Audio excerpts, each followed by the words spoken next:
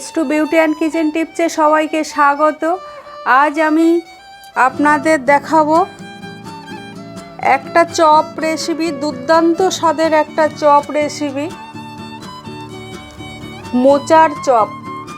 এই অপূর্ব স্বাদের, দুর্দান্ত স্বাদের চপ আপনারা সহজে কি করে বানাবেন চলুন তাহলে দেখে নেওয়া যাক।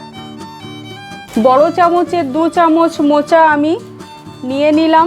এই মোচার চপ করব, তার জন্য দিয়ে দিলাম হাফ টমেটো কুচি, হাফ চামচ লবণ, হাফ চামচ হলুদ গুঁড়ো, 1/3 চামচ মরিচ গুঁড়ো।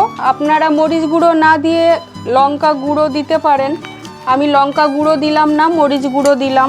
হাফ চামচ আদা, হাফ চামচ জিরে গুঁড়ো।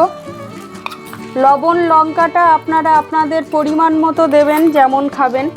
1/4 চামচ চাট মশলা, 1/3 চামচ গরম মশলা গুঁড়ো, হাফ চামচ রসুন, একটা পেঁয়াজ কুচি করে নিয়েছি দিয়ে দিলাম, সামান্য কিছু ধনে পাতা, হাফ বাটি বেসন নিয়েছি। আমি কোনো জল দেব না, জল না দিয়েই এই মোচাটা আমি বেসন দিয়ে আর এই মশলাগুলো দিয়ে মেখে নেব। এই মোচার চপ ভীষণই সুস্বাদু হয়। আমি মাঝে মাঝেই বাড়িতে এই মোচার চপ বানাই।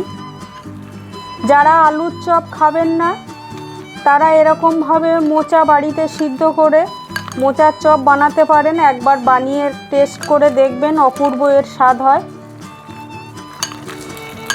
আপনারা দেখলেন কোনো জল দিলাম না।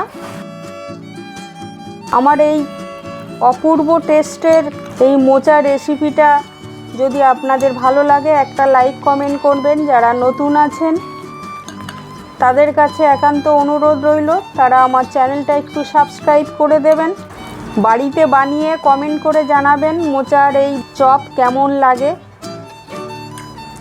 আমার মাখা হয়ে গেছে। দেখুন মোচার চপের জন্য আমি পরিমাণ মতো তেল নিয়ে নিয়েছি। তেলটা গরম হয়ে গেছে। আপনারা আপনাদের পছন্দের মতো সাইজে বানাবেন। এগুলো আমি প্রথমবারেই ভেজে নেব, দ্বিতীয়বার আবার দেব।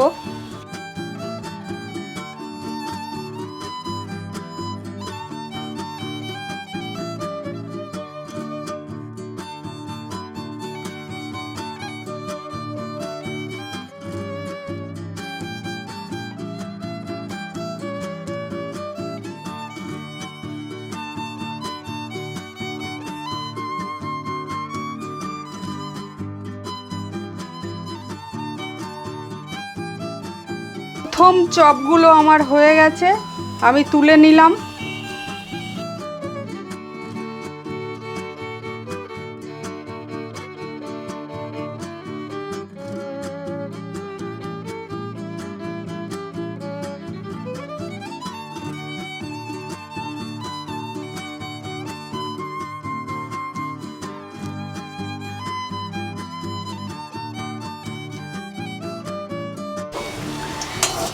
দ্বিতীয়বারের মোচার চপগুলো আমার হয়ে গেছে। দেখুন আমি এগুলোও তুলে নিচ্ছি। ধৈর্য ধরে এই মোচার চপ রেসিপিটা দেখার জন্য আপনাদের অনেক ধন্যবাদ। দেখুন সব চপগুলো রেডি হয়ে গেছে। আপনারা সবাই সুস্থ থাকবেন, ভালো থাকবেন।